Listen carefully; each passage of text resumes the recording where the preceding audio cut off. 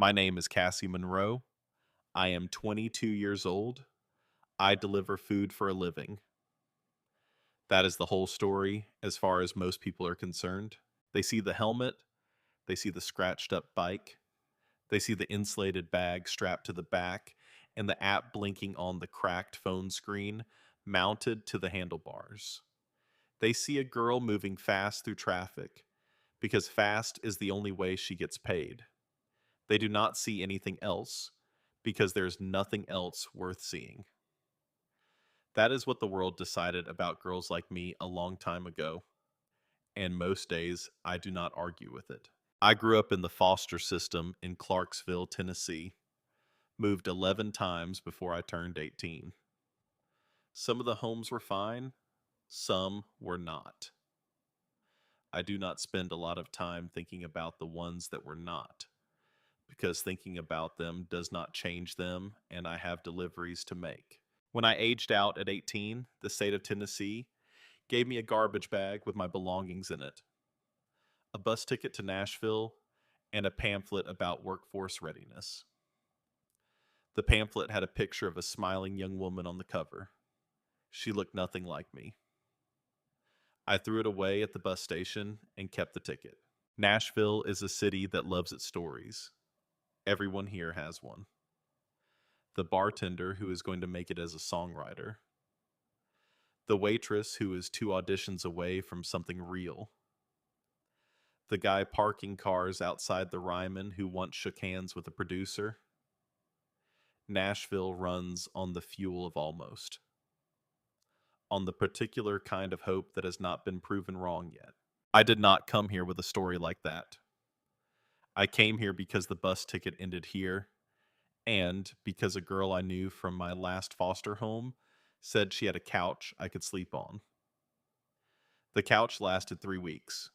After that, I found a room in a house off Gallatin Pike for $400 a month. The room had a window that looked out onto a brick wall and a radiator that banged all night in winter like someone trapped inside it trying to get out. I slept fine. I had slept in worse places. I got the delivery job 9 months after I arrived. It did not require a degree or references or a background check that looked too deep. It required a vehicle, a valid license, and a phone. I had all three, barely. The bike was a 2009 Honda that I bought for $600 from a man who posted it on Craigslist and looked relieved when I showed up with cash. It burned oil, and the left mirror was cracked, and in cold weather, the engine took 3 minutes of coaxing before it would agree to run. But it ran. Every single day it ran, and every single day I was grateful for it, the way you are only grateful for things when you have come close enough to having nothing that you understand exactly what something means. The job paid between $60 and $90 on a slow day. On a good day, maybe 120. It was not enough, and it was everything I had, and I knew how to make it work the way people who have never had to stretch a dollar do not understand and cannot be taught. I bought groceries on Tuesday when the store marked down the produce. I did not own a television. I had a library card, and I used it. I kept the heat at 62 degrees in winter and wore a second sweatshirt instead. I was not miserable. I want to be clear about that. Miserable is a word people use when they expect something better and are not getting it. I did not expect something better. I expected exactly what I had, and within that, I found a life that was mine, which is more than I had when I was being moved from house to house in a garbage bag. I had a regularity to my days that I valued enormously. Up at 6. Coffee made in the small pot I kept on the floor because there was no counter space. Out the door by 6:45. First delivery picked up by 7:15. The city in the early morning had a quality I loved, a particular gray-blue stillness before the traffic thickened, when the streets were mostly delivery trucks and dog walkers, and the occasional runner breathing fog into the cold air.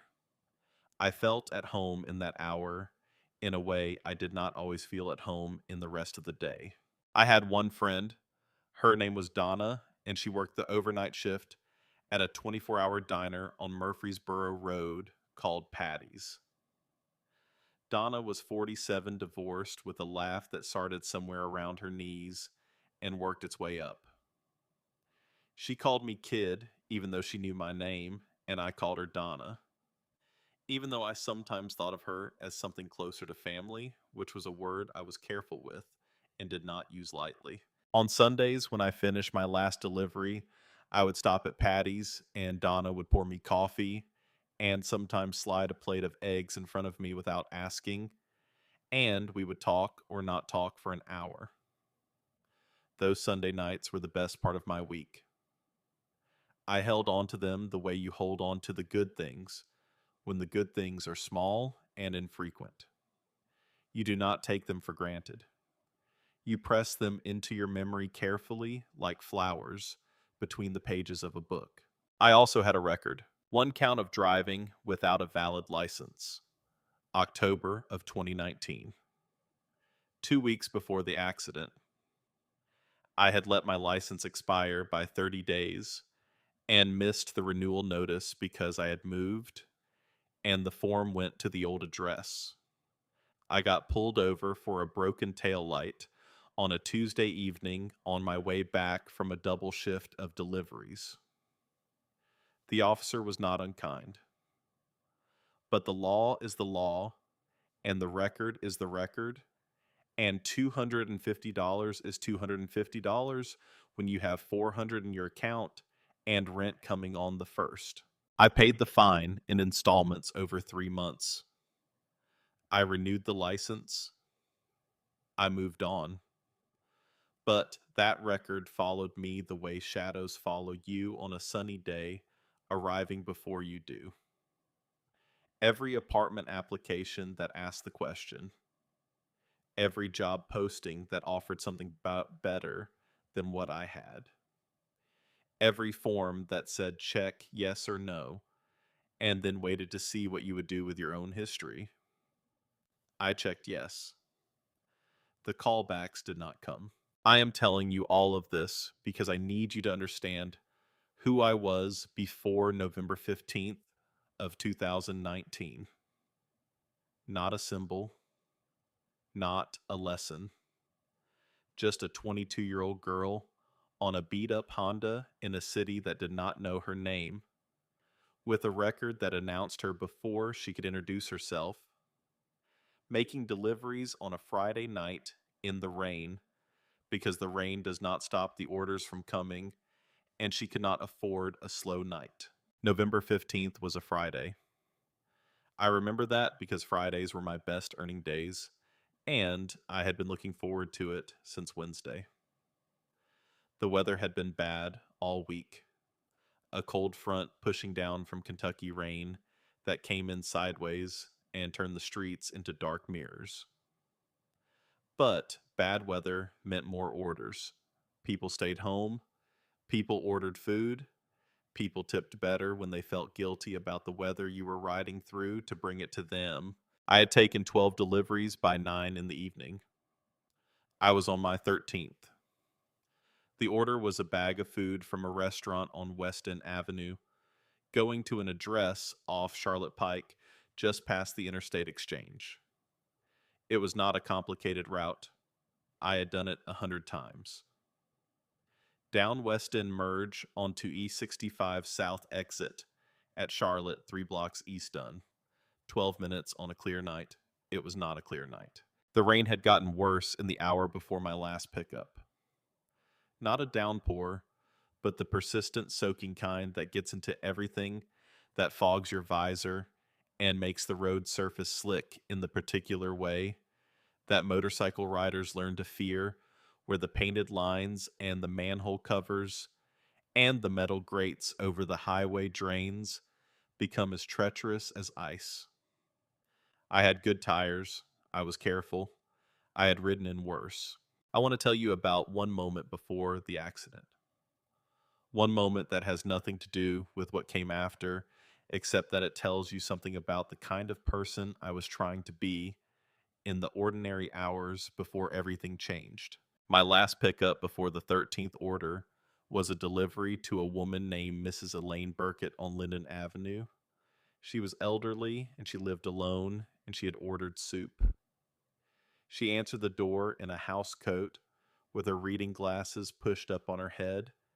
And when I handed her the bag, she looked at it and then looked at me standing on her porch in the rain and said she was sorry about the weather. I said it was all right. She said she wished she had something to tip me with, but she had forgotten to add it to the order. I told her not to worry about it. She looked at me for a moment with the particular attention of a person who is deciding whether to trust what they see, and then she said, "You be careful out there tonight, sweetheart. You ride safe." I said I would. I was still thinking about her kindness when I merged onto I-65 South. I remember that clearly. I remember the on-ramp and the Orange City lights reflected in long streaks on the wet asphalt, and the bike feeling solid and steady under me. I remember checking my mirror and seeing the highway open behind me. I do not remember the truck. What I know from what I was told later is this. A 41-year-old man named Gary Pruitt had been at a bar in Midtown for 4 hours before he got behind the wheel of a 2004 Ford pickup with a cracked windshield and an inspection sticker 8 months expired. He merged onto I-65 South, doing approximately 55 miles per hour. I was in the right lane, 30 yards ahead of him, doing 40 because of the rain. He did not brake. His front bumper caught my rear wheel at an angle. The bike went sideways. I went over the handlebars. There is a gap in my memory after that 4 or 5 seconds cut cleanly out of the film of my life. The next thing I have is lying on my back on cold asphalt, looking up at the orange glow of highway lights through the rain, and understanding in the dull and distant way of someone whose body has just absorbed something catastrophic, that something was very wrong. I could not sit up. I tried, and my abdomen told me immediately and completely to stop. I turned my head. My bike was 20 feet away on its side with the rear wheel still turning slowly. The delivery bag had burst open across 2 lanes. Somewhere beneath me, I could feel wetness that was warmer than the rain, and I understood what that meant. I was 22 years old, and I was bleeding on Interstate 65 in the rain.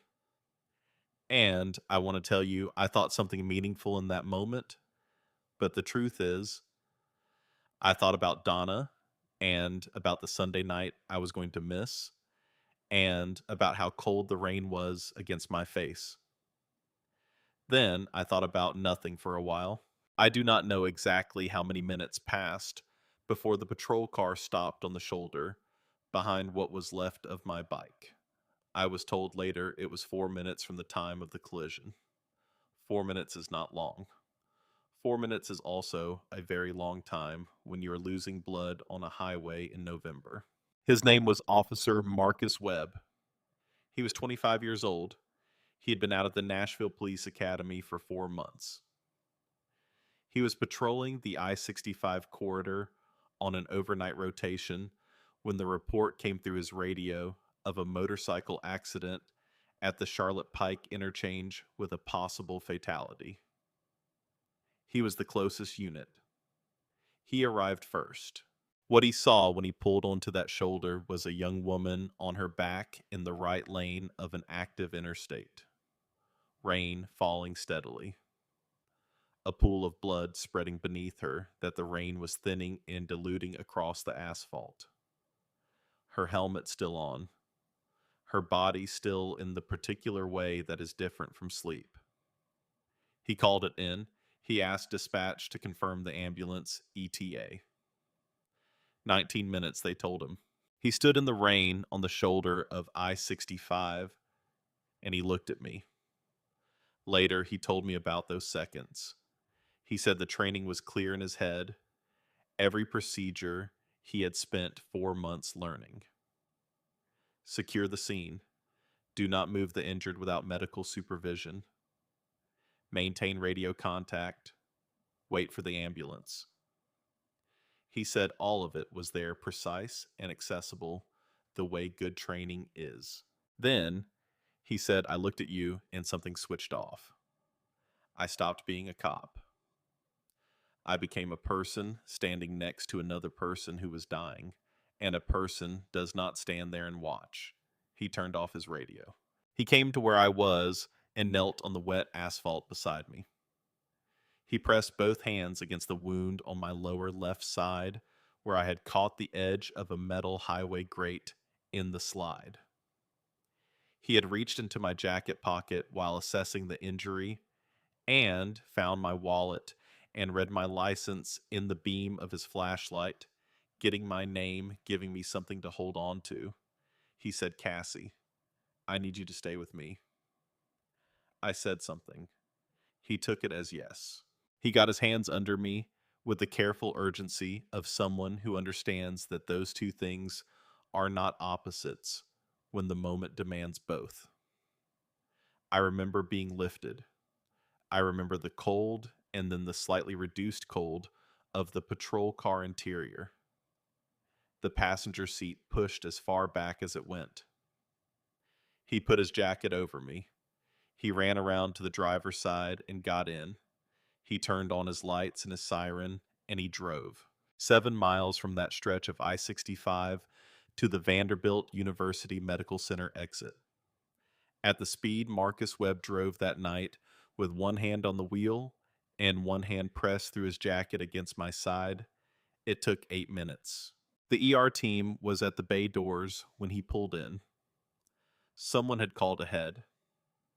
Hands came through the passenger door before the car fully stopped, and I was on a gurney and through automatic doors and under lights and into the organized chaos of a trauma bay, receiving a critical patient. I remember ceiling tiles moving above me. I remember a voice calling out numbers. I remember a woman in scrubs leaning over my face, saying my name with the particular firmness of someone who means, stay here, keep going. This is not where it ends. Then the world went quiet and white, and I was under. Surgery lasted 3 hours and 40 minutes. The damage was significant and survivable, which is the medical way of saying you almost did not make it, but you did. A laceration to the lower left abdomen had nicked a blood vessel, a cracked rib, a concussion from the helmet impact. Dr. Raymond Fielder, who operated on me that night, told me afterward, in the flat tone of a man who has stopped softening numbers because he has learned the truth is kinder than false comfort. The margin between the outcome we got and the other one was thinner than most people ever want to know. The 8 minutes it took Marcus Webb to get me to that hospital was the difference between those two outcomes. He said it plainly and without drama, and I have never forgotten the plainness of it. I was unconscious for 4 days. When I came back, there was a ceiling I did not recognize, and then there was Donna. She was in the chair beside my bed, with her coat still on, as though she had arrived recently, or had refused to remove it in case leaving suddenly became necessary. Her eyes were red in the particular way of someone who has been crying on and off for days and has run out of the energy to be embarrassed about it.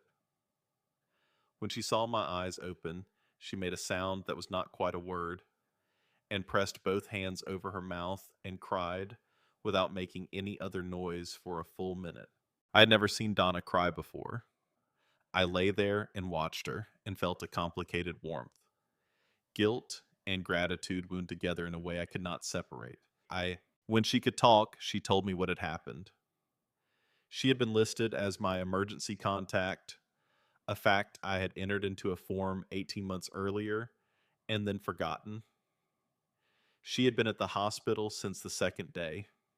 She had slept in the waiting room. She had persuaded the nurses to give her updates every 6 hours by the particular force of her personality, which, when applied with intent, was considerable. She told me about the cop. She said a young officer had brought me in. She said the ER staff had talked about it among themselves, about the way he had come through those bay doors with one hand on the wheel and one hand on the patient, and the look of someone who had made a decision he was not available to reconsider. She said one of the nurses told her he had stayed in the waiting room for nearly 2 hours after dropping me off, sitting in a plastic chair in his wet uniform, before a sergeant from his precinct came and collected him. I asked if he was all right. Donna looked at her hands. I said, Donna. She said she had heard something from one of the paramedics who came by the hospital the following day. She said she was not entirely sure of the details. She said she thought I should rest. I said, tell me. She took a slow breath. She told me the officer who had brought me in the young one had been terminated that same night, before his shift was even over, for transporting a civilian in a patrol vehicle without authorization, for disabling his radio during an active call, for failure to wait for medical personnel. I asked her to say it again because I was not sure I had heard it correctly. She said it again, quietly and carefully, the way you repeat something that should not be true, but is. They had fired him for saving my life. I lay in that hospital bed with tubes in both arms and a bandage over my left side, and I looked at the ceiling of a room I did not know. Outside the window, Nashville went about its Friday afternoon, indifferent and bright. Donna was talking gently about rest and recovery and healing. I heard her voice and did not hear her words. I was thinking about 8 minutes, about what 8 minutes costs a man who stands in the rain over a bleeding stranger and decides that being a person matters more than following the rules, about what gets taken from someone for making that decision, about a 25-year-old with a career and a future and a fiancée he had been engaged to for 3 months, and what he had thrown into the road to pull me out of one. I had $400 in my checking account and a misdemeanor on my record and a room with a banging radiator. I had nothing that looked like power or influence or the ability to change anything. And I had a name, Officer Marcus Webb. I pressed it into the place in my memory where I kept the things that mattered. I did not know yet exactly what I was going to do. I only knew that whatever it cost me, I was going to find him. I was going to look at him the way he had looked at me on that highway, with that same refusal, that same complete unwillingness to let the other person disappear. He had decided I was worth saving. I intended to make sure he knew it was true. They released me on a Tuesday 3 weeks after the accident. Donna drove me home in her 10-year-old Civic with the heat all the way up and a bag of groceries in the back seat she had bought without asking because she knew my refrigerator would be empty. She helped me up the stairs without making it feel like helping, which is its own kind of skill. She set the groceries on the floor next to the hot plate. She checked the radiator. She stood in my small room with her coat on and looked at me with something between worry and pride. And she said, "You call me if you need anything, day or night." I said I would. She left, and the room was quiet. I sat on the edge of my bed and looked at my hands. The left side of my abdomen pulled when I breathed too deep. A tight, specific pain the discharge nurse said would fade over 4 to 6 weeks. My ribs ached. My head felt like something taken apart and put back together slightly wrong. I had lost 11 pounds in the hospital, and my clothes fit loose in a way that felt like a reminder of where I had been. The bike was gone, totaled. The delivery app had sent an automated message 3 days after the accident, informing me my account had been placed on hold due to inactivity. Not a phone call, an automated message. I had looked at it in the hospital and felt something that was not quite anger and not quite grief, just a flat recognition of how things worked. I had $412. I had a name. I needed someone who had been at that scene, someone outside the system that had punished Marcus. I thought about what Donna had said, a paramedic, one who had come by the hospital the day after. It took me 4 days to find him. The paramedic unit dispatched to the I-65 accident on November 15th was Unit 7 out of Station 12 on Nolensville Pike. I called the station and explained I was the patient from the accident and wanted to leave a personal thank you for the crew. The woman who answered took my number. He called back the next morning. His name was Jerry Dokes, 43 years old with a voice that sounded like gravel and long hours. He told me he remembered the call. He remembered arriving at the scene and finding the patrol car already gone tire marks on the shoulder blood on the asphalt that the rain had not entirely washed away.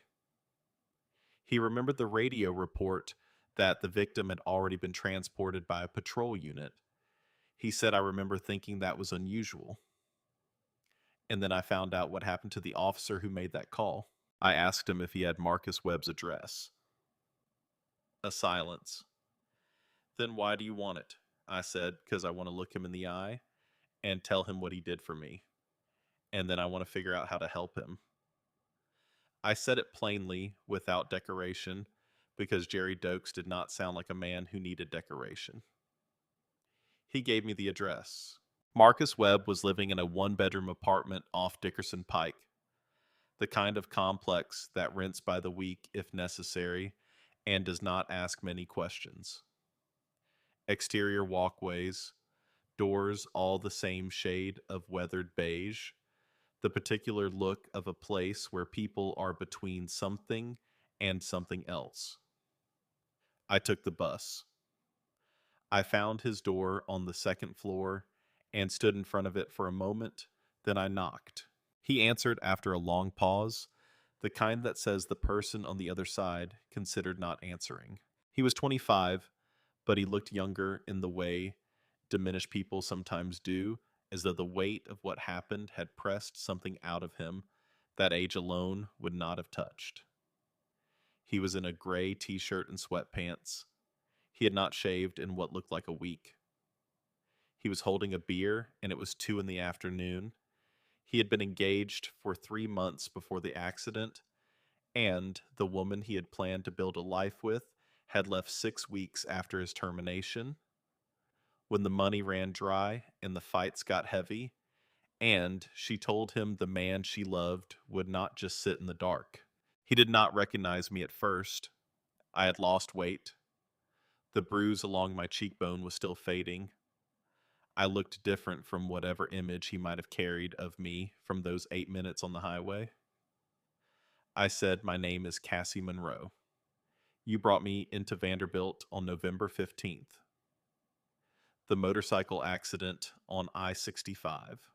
His face moved through several things at once.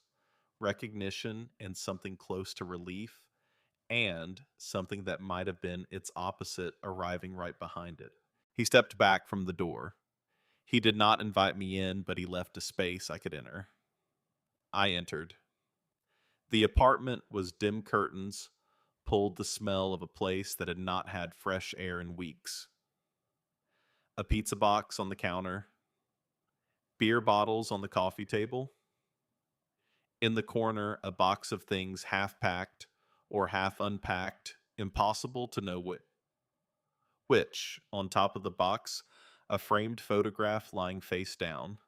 I noticed all of it and did not comment on any of it. I sat at his kitchen table without being asked. He stood by the counter. I said I came to say thank you.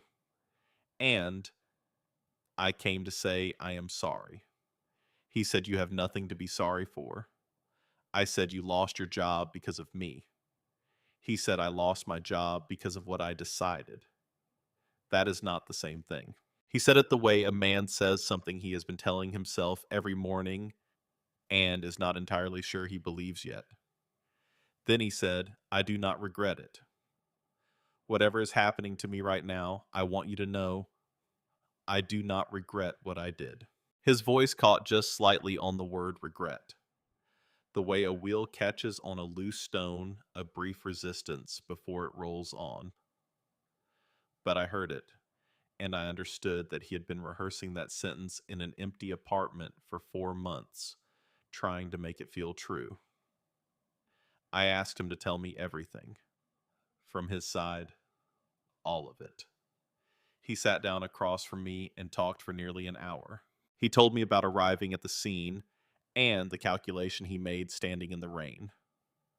19 minutes against a woman who had maybe 10. He told me about the decision about turning the radio off, about the specific feeling of that silence filling the patrol car. He told me about the 8 minutes, one hand on the wheel and one hand on my side, and the dispatcher's voice escalating behind him before he reached over and turned it off entirely, which he said felt like the loudest thing he had ever done. He told me about the waiting room, about sitting in his wet uniform until a sergeant appeared in the doorway with 2 senior officers behind him and a look that made the outcome immediately clear. He told me about the back office meeting, about Sergeant Dale Hutchins, 52 years old, 28 years on the force, who spoke with the careful precision of a man who had ended careers before and had a system for it. The official charges came in sequence: unauthorized civilian transport, disabled radio, excessive speed. Hutchins read them from a sheet of paper without looking up. Then, Marcus told me the part he had pieced together afterward from things said and unsaid in the weeks following. Hutchins had pulled his record before the meeting, had seen the license violation from 2019, had made a calculation about the kind of person I was and the kind of person Marcus had thrown his career away to save. He had used the word to at least one other person in the department. Not worth the trouble. Marcus said it once flatly and then did not say it again. I sat with it. Then I said, "Where's your fiancée?" He looked at the table. He said she left about 6 weeks ago. Went to her sister's in Brentwood. The money ran out faster than we expected, and she said she could not watch me sit here without fighting back. He looked up briefly. She was not wrong. I said, "So fight back." He said, "How?" Just a genuine question from someone sitting in the dark who had been asking it for months. I said, "I do not know all of it yet, but I'm going to find out. And when I do, I'm going to need you to stand up." He looked at me across that kitchen table in that dim apartment for a long moment. I realized I meant every word of it more than I had known when I started saying it.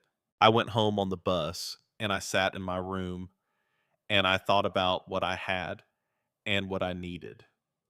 I was 22 years old with $400 and no bike and a healing wound. I did not have connections or resources or legal knowledge.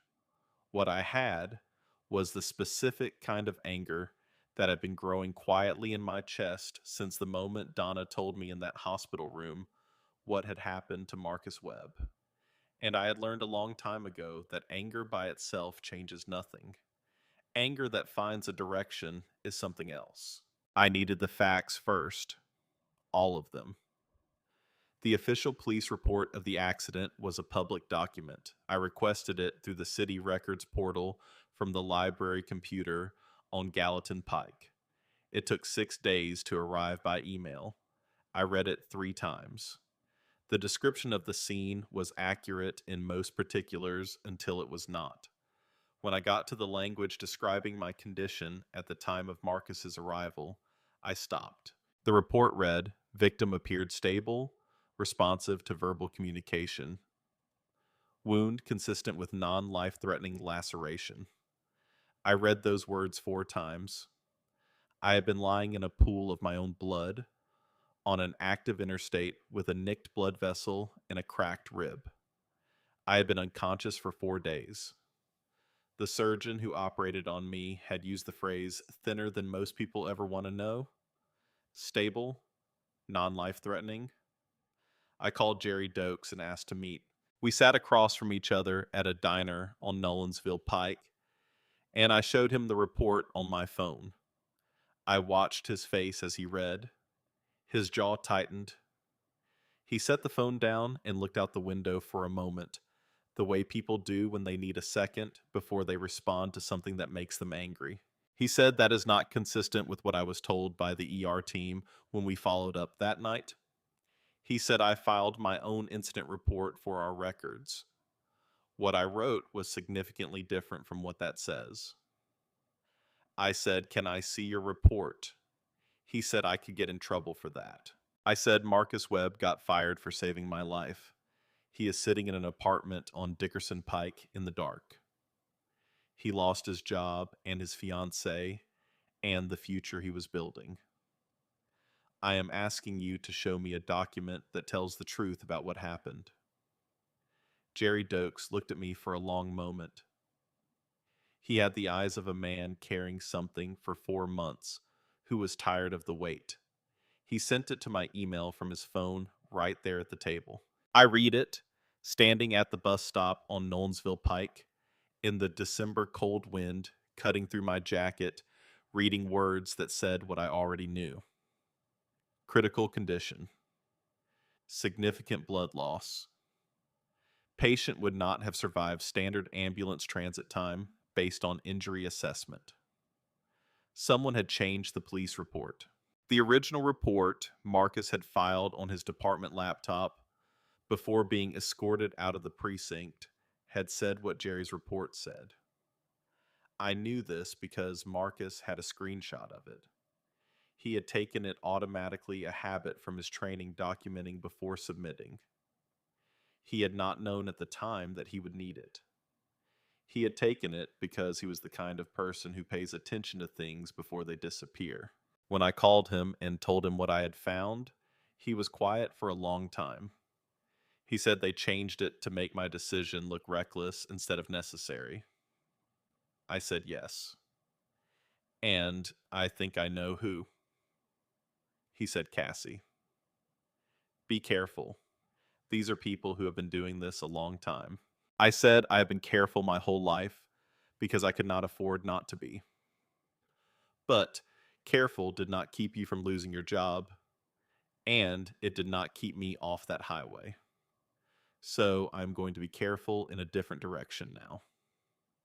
I needed someone with the ability to take what I had found and turn it into something that could not be quietly buried. I needed a journalist. I went to the library and spent an afternoon reading through the Nashville Ledger archive, looking for bylines on the kind of stories I needed. I found 3 articles from the previous 2 years. Stories about contracting irregularities, a piece about code enforcement corruption, a disciplinary investigation into the Nashville Police Department that had run one installment and then gone silent as though someone had decided it should. The byline on all 3 was the same: Sarah Calloway. I called the Ledger's main number and asked for her by name. She was not available. I left my name and said I had information relevant to a story she had been working on. She called back in 40 minutes. We met 2 days later at a coffee shop on 12th Avenue South. She was 38, brown hair, cut short, with the unhurried attention of someone who has trained herself to listen before she speaks. She had her coffee when I arrived. She put her phone away when I sat down. No notebook visible until I said, "You can write this down." I told her everything in the order it happened because I had organized it in my head over 2 weeks of lying on my bed with the radiator banging, understanding that I would not get many chances to be believed by someone with the ability to act on it, and I could not afford to waste the one I had with disorder or excess emotion. She asked good questions, the kind that test the foundation rather than just build on top of it. She asked whether Jerry was willing to go on record. She asked about the screenshot. She asked about my own record, and when I told her about the misdemeanor, she nodded without hesitation and said they will use that to change the subject. "We need to get there first." I said, "I know. I am ready for that." She looked at me over her cup. Then she said, "There is something else you should know. What you are describing, the altered report, the way this was handled, I have seen Hutchins's name before. I have been trying to break a story about the disciplinary culture inside that department for 2 years. I could not get traction because I could not find the right specific case with documentation and a face." She paused. "You just handed it to me." She said, "This is larger than one wrongful termination. This is about a system that decides whose life is worth protecting and whose is not, and then punishes the people who refuse to go along with that calculation." She did not use the specific phrase. She did not have to. I understood what we were actually fighting. She asked me one more question before we finished. She said, "Why are you doing this?" Most people in your position would heal up and move on. I thought about it honestly because she had earned an honest answer. I said because he looked at me on that highway and he decided I was worth saving. He paid a real price for that decision, a price I can count in months and jobs and relationships. I cannot walk away from that and still be a person I recognize when I look in the mirror. She was quiet for a moment. Then she said, "All right, let me get to work." The weeks that followed had a strange quality. On the surface, nothing had changed. I was still in my room on Gallatin Pike, still healing, still broke. The app account was still on hold, the bike still gone. But underneath the surface, something was moving, something with direction. And I was part of it. Sarah called every few days with questions or updates. She had found 2 other officers terminated by Hutchins under similar circumstances in the previous 5 years, both involving the exercise of independent judgment that Hutchins had characterized as insubordination. One had filed a complaint and then quietly withdrawn it. When Sarah reached him, he spoke off the record then on it. I called Marcus every few days, not with pressure, just with presence. "This is where we are. This is what is happening. You are not alone in this." Gradually, something shifted in his voice on those calls. He started asking questions instead of just listening. He started using the word "we." He sent the screenshot without my asking twice. Then Hutchins found out. I do not know exactly how. Sarah had been careful. Jerry had been careful. Marcus and I had been careful. But 28 years inside, a department builds a particular kind of awareness. A network of ears in places that cannot be seen from outside. Sometime in late January of 2020, Hutchins became aware that a delivery girl with a misdemeanor on her record was building a case against him. His first move was against Jerry. Jerry called me on a Wednesday evening, his voice stripped of its usual steadiness. He said he had received a call from someone connected to Hutchins. Not Hutchins directly, someone who reminded him of the retirement coming in 4 years and the pension attached to it, and the things that could happen to both if he continued making certain decisions with his professional records. The person had been polite, Jerry said. He said polite was sometimes harder to argue with than direct. I heard the fear in his voice, and I did not pretend it was irrational. Jerry was 43, with a career and a pension and a family. The mathematics of what I was asking him to risk were real, and I respected them. I said, Jerry, I am not going to tell you what to do, but I want you to know that what you wrote on that incident report is the truth written down in your name, and that exists regardless of what you decide now. It matters even if you cannot be the one to say it out loud right now. He was quiet for a long moment. He said, let me think about it. Hutchins' second move was against Marcus. The civil suit papers arrived at Marcus's apartment on a Friday morning in February. The department's legal office, acting on Hutchins's behalf, was filing a claim alleging that Marcus's unauthorized use of the patrol vehicle on the night of November 15th had resulted in liability and damages to the city, and that he was personally responsible for a portion of the associated costs. Two attorneys Sarah consulted for background confirmed the claim was thin and the amount small, and the legal theory unlikely to succeed. But it did not need to succeed.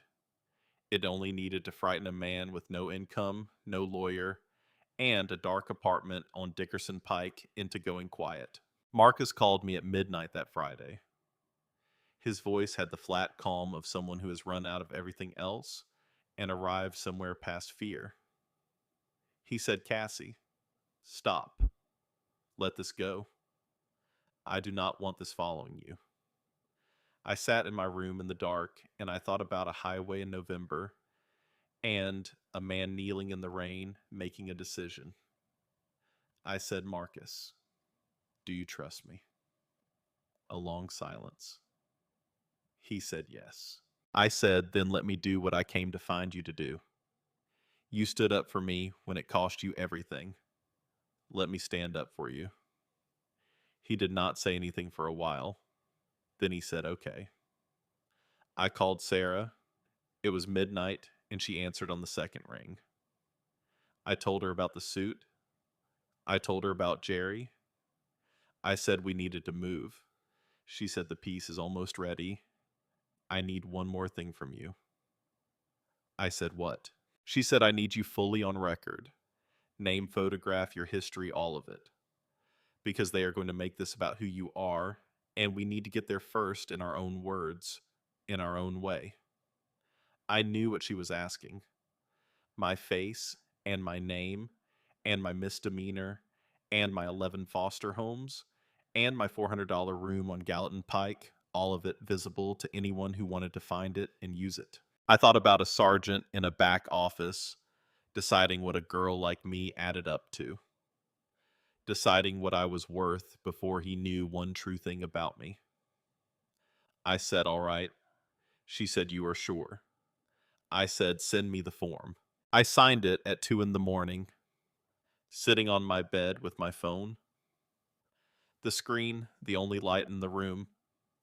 The city outside gone quiet, except for the radiator working through its nightly catalog of complaints. I read every line of the release before I signed it. I did not hurry.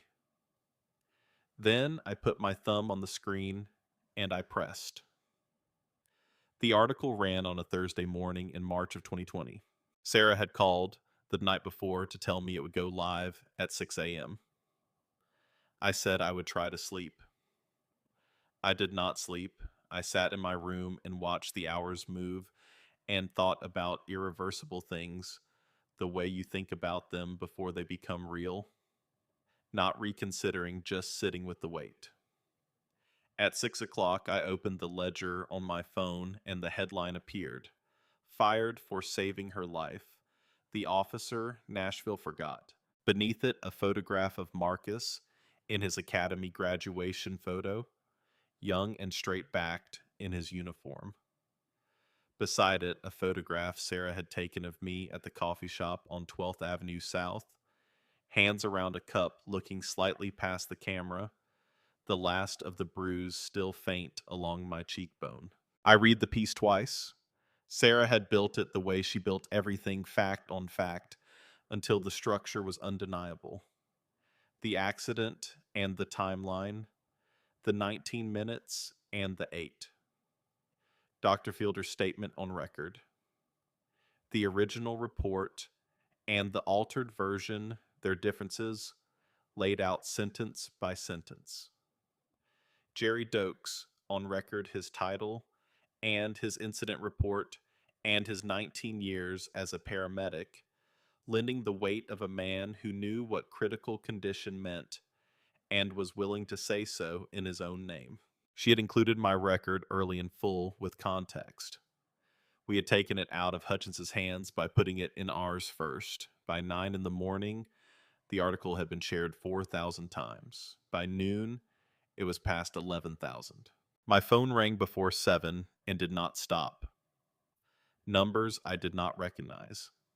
I let them go to voicemail and listened in batches of 10. People from Nashville and Memphis and Knoxville, people from Georgia and Ohio and Texas and Oregon. Veterans wrote in.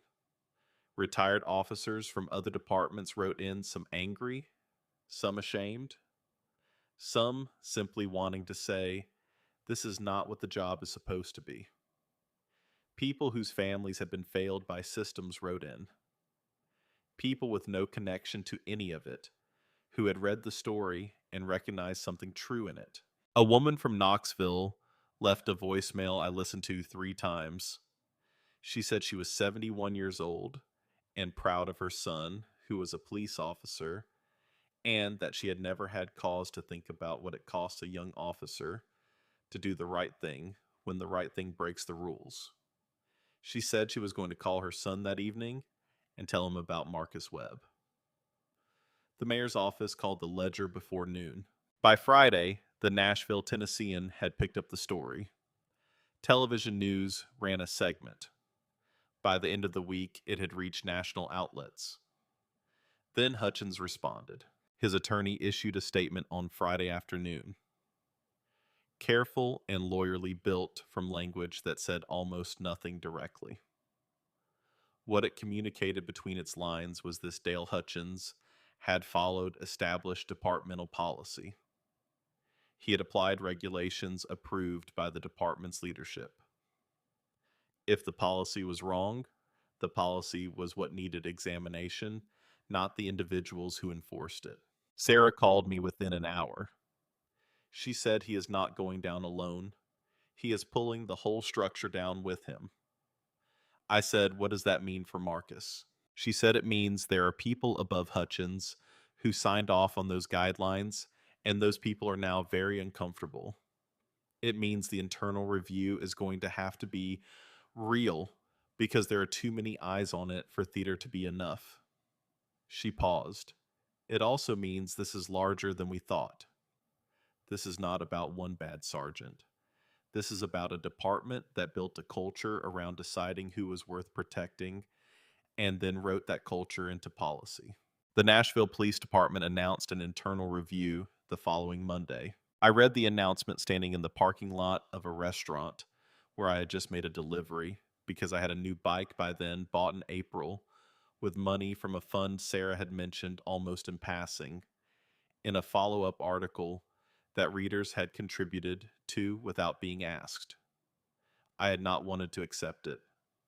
I had sat with the notification for a long time, the same way I had sat with the release form at 2 in the morning on my bed. Then I thought about what it means when people decide someone is worth the trouble. What it costs when they are told they were wrong to think so. I accepted it. I got back on the bike. The first morning, I rode it out onto Gallatin Pike. I felt the engine come alive under me, and I thought about the night of November 15th, and I thought about every mile between that night and this one, and I rode through the the gray-blue stillness of the early city, the way I always had, the way that had always felt most like mine. The internal review took 6 months. 6 months is a long time when you are waiting for a thing to become real. Marcus had gotten a part-time job at a hardware store on Gallatin Pike in April, which was how we discovered we had been living 3 miles from each other without knowing it. He would come by sometimes in the evenings, and we would sit on the steps outside my building with gas station coffee in styrofoam cups and talk about the ordinary things. Not always the case, not always the large things. Sometimes just about the city and the hardware store and what it looked like from a store counter versus a patrol car versus a delivery route. Sometimes just about nothing much at all. In those months, I watched him come back to himself. Not all the way, not quickly, but steadily. The way things that have been pressed down will rise again if the weight is removed. He started going for runs in the morning. He called Renee. They talked. She came over for coffee, then more than once. They were not where they had been before, and they both knew it, and they approached the distance between them with a care that suggested they understood what it would cost to cross it wrong. In August of 2020, the internal review concluded. I read the findings on my phone in a parking lot in the Nashville summer heat. Official language in a government document, dry and precise, doing the work that official language is built to do. The review found that the disciplinary report submitted in the case of Officer Marcus Webb had contained material inaccuracies. Specifically, the characterization of the victim's condition as stable and non-life threatening was inconsistent with the emergency room documentation, the paramedic incident report, and the original report filed by Officer Webb. The review found further that the original report had been accessed and modified in the department's document management system by a user account associated with Sergeant Dale Hutchins. The review recommended immediate reversal of the termination, full restoration of back pay and benefits, a formal apology from the Chief of Police. It recommended that Sergeant Dale Hutchins be suspended pending a separate disciplinary proceeding. I sat in that parking lot in the August heat and read it twice. I had expected to feel triumphant. What I felt was quieter than that, a settling. The specific feeling of setting down something you have carried long enough that you are not sure how to stand without it, and then finding that you can. I called Marcus. He already knew. Sarah had called him first. He said she had read him the key findings over the phone, and he had sat down on the kitchen floor and stayed there for a while. I said, "How are you?" He said, "I'm sitting on the kitchen floor." I said, "That seems about right." He said, "Cassie, thank you. Not just for this, for coming to that door in December. I was in a bad place, and you knocked, and you would not let me disappear." I said, "You did not let me disappear on a highway." It seemed fair. The formal reinstatement ceremony was held at Nashville Police Department headquarters on a Wednesday in September. The Chief of Police read a prepared statement acknowledging the errors in the disciplinary process and expressing regret for the impact on Officer Webb. It was formal and careful, and there were cameras and journalists, and Marcus stood in his dress uniform looking like a man who had traveled a great distance to arrive in this room and was not entirely sure yet how to inhabit it. I sat in the back in a navy dress I had borrowed from Donna. I watched Marcus receive his badge from the chief's hands, and I felt the specific brightness behind my eyes that precedes crying, which I managed by looking at the ceiling tiles, which were industrial gray and entirely unhelpful and therefore useful, Afterward, in the hallway, Sarah found me and said, "You did this." Not me, not the article. "You knocked on his door." I said he got into the car. She said yes. And you made sure that meant something. The thing about Marcus returning to the department was this: he did not. He had the badge in his hand at the end of that ceremony, and he stood in the hallway with the cameras still running and the chief nearby, and he looked at the badge for a long moment. Then he walked to a table, set it down carefully, and signed the resignation form he had brought in his jacket pocket. He had told me the week before. He had called and said, "I'm not going back, Cassie. I need you to understand that." I said, "I do." He said, "I need to do something where the rules serve the person, not the other way around. I need to be the one on the ground who makes the call, not the one who has to ask permission before he is allowed to be human." I said, "I know. I knew that about you before you did."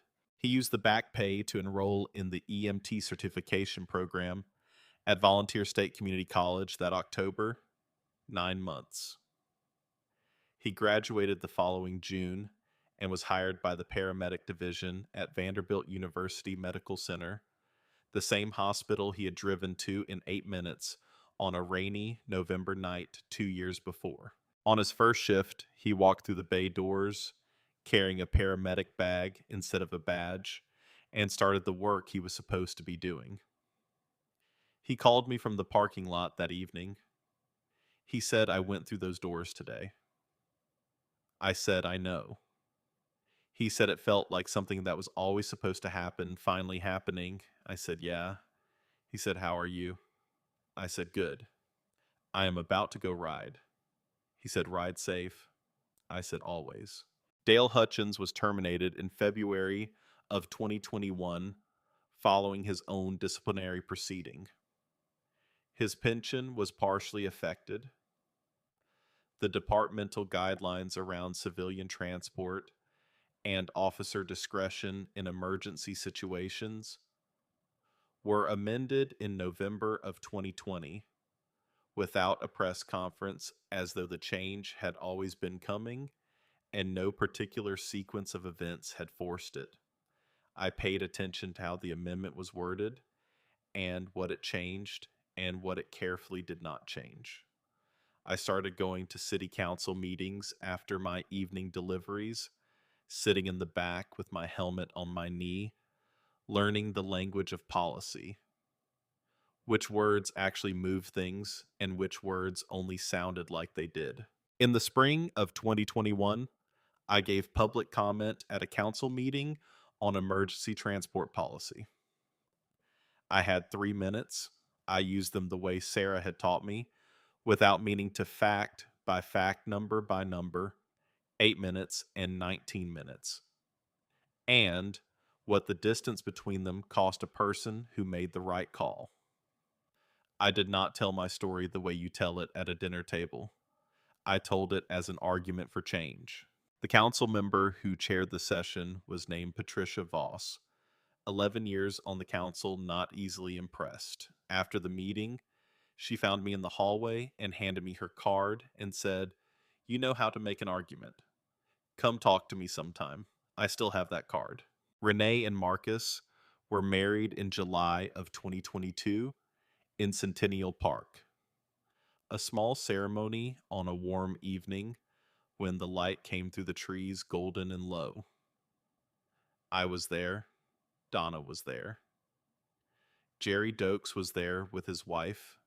Sarah Calloway was there, slightly formal, at the edges of a personal event, present the way people are present when they understand they were part of the story that made the moment possible.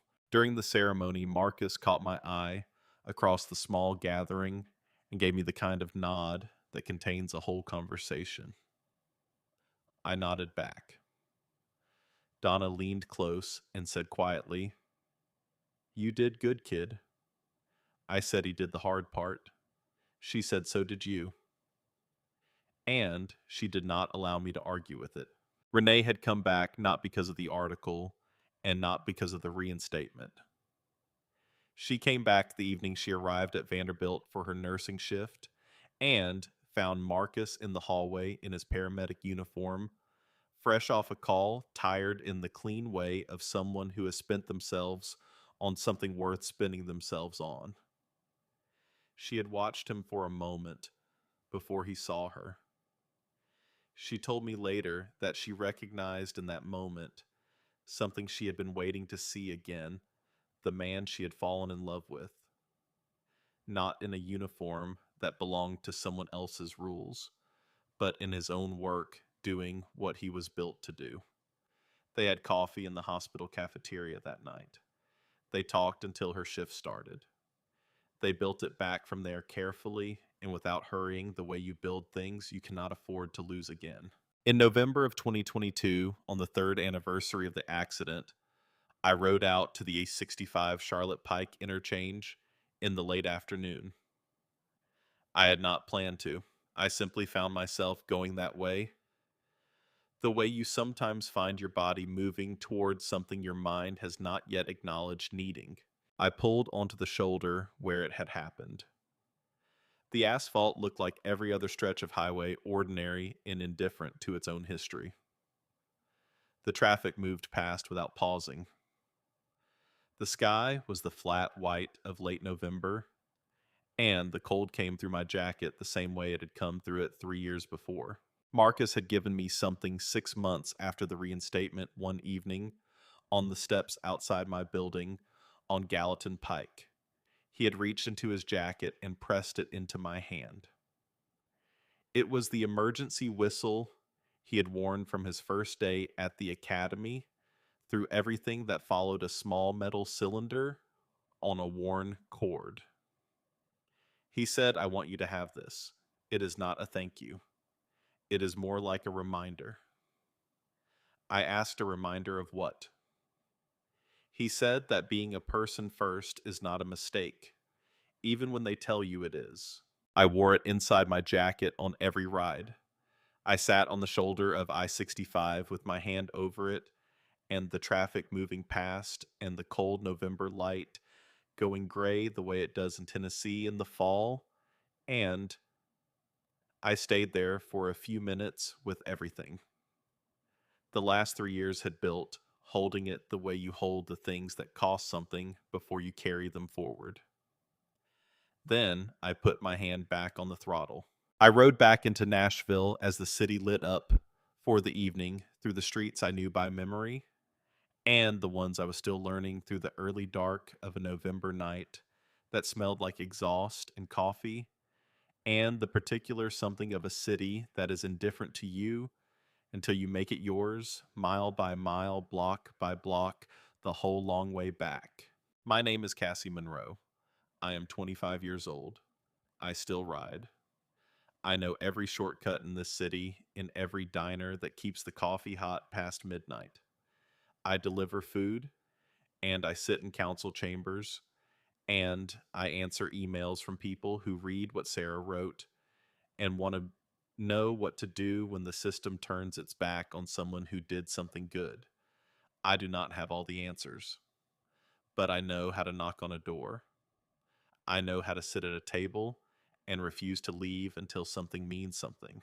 Marcus taught me that. He taught me without meaning to on a highway in the rain when he looked at a stranger bleeding in a ditch and decided she was worth every rule he had spent 4 months learning.